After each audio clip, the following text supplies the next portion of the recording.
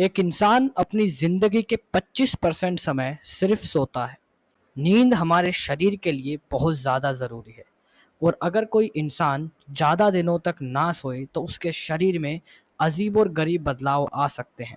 हमारे शरीर में होने वाले इन्हीं बदलावों को मॉनिटर करने के लिए साल 1947 में रशियन सोल्जर्स ने एक एक्सपेरिमेंट करने का निर्णय लिया, जिसको नाम दिया गया रशियन स्लीप एक्सपेरिमेंट। इस एक्सपेरिमेंट के तहत रशियन रिसर्चर्स ये चेक करना चाहते थे कि अगर किसी इंसान को कुछ दिनों तक ना सोने दिया जाए तो उसके शरीर पर क्या असर पड़ेगा। इस एक्सपेरिमेंट के लिए रशियन मिलिट्री ने रशिया की जेल में कैद 5 कैदियों को चुना। इस एक्सपेरिमेंट के तहत इन 5 लोगों को 30 दिनों के लिए एक गैस चैम्बर में बंद किया जाएगा, जिस गैस चैम्बर के अंदर इनको जगाए रखने के लिए एक ऐसी गैस छोड़ी जाएगी जिसकी वजह से इन्हें नींद ना आ सके।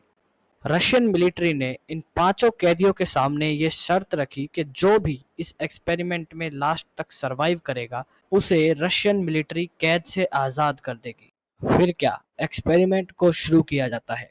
रशियन रिसर्चर्स उन 5 कैदियों को गैस चैम्बर के अंदर बंद कर देते। एक्सपेरिमेंट के पहले 5 दिन तो सब कुछ बिल्कुल सामान्य रहता है। वे प्रिजनर्स अच्छे से एक दूसरे के साथ बातें कर रहे थे, सब कुछ बिल्कुल नॉर्मल चल रहा था। लेकिन धीरे धीरे वो अजीब विषयों पर बातें करना शुरू करने लगे। रिसर्चर्स इन प्रिजनर्स के शरीर में हो रहे बदलावों को महसूस कर पा रहे थे। ऐसे ही एक्सपेरिमेंट को 8 दिन बीत जाते हैं, लेकिन 9वें दिन एक प्रिजनर अचानक से बहुत तेज चिल्लाना शुरू कर देता है। वो प्रिजनर घंटों घंटों तक चिल्लाता है और जब तक चिल्लाता है जब तक उसकी वोकल कॉर्ड ना फट गई। उस प्रिजनर के इतने घंटों तक चिल्लाने पर और प्रिजनर्स ने कोई रिएक्शन नहीं दिया। वहीं कुछ समय बाद एक और प्रिजनर बहुत तेज चिल्लाना शुरू कर देता है। वहीं इन प्रिजनर्स की हरकतों को बाहर से रिसर्चर्स मॉनिटर कर रहे थे। कई रिसर्चर्स तो चैम्बर की विंडो तक आ गए थे। उन रिसर्चर्स को देख प्रिजनर्स ने अपने वेस्ट से खिड़की के व्यू को ब्लॉक कर दिया, जिसकी वजह से अंदर हो रही हरकतों को अब रिसर्चर्स नहीं देख पा रहे। ऐसे ही कुछ दिन बीत जाते हैं। तभी 15वें दिन रिसर्चर्स फैसला लेते हैं कि अब गैस चैम्बर में जा रही गैस को बंद किया जाएगा और गैस चैम्बर को खोलकर देखा जाएगा कि प्रिजनर्स जिंदा भी है या नहीं। जैसे ही रशियन सोल्जर्स ने उस गैस चैम्बर को खोला तो वो दंग रह गए।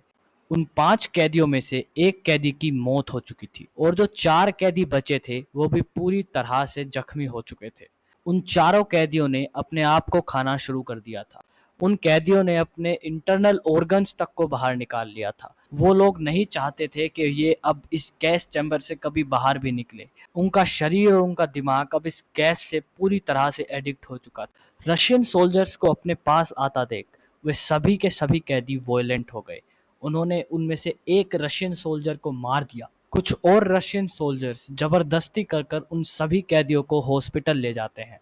उन्हें देखकर डॉक्टर्स पूरी तरह से हैरान हो जाते हैं, क्योंकि कोई इंसान अपने इंटरनल ऑर्गन्स तक को खाकर कैसे जिंदा रह सकता है। उन 4 कैदियों में से 2 कैदियों को डॉक्टर बेहोशी का इंजेक्शन लगा देते हैं ताकि वो कुछ देर सो सके, लेकिन वे दोनों ही कैदी सोते ही तुरंत मर जाते हैं।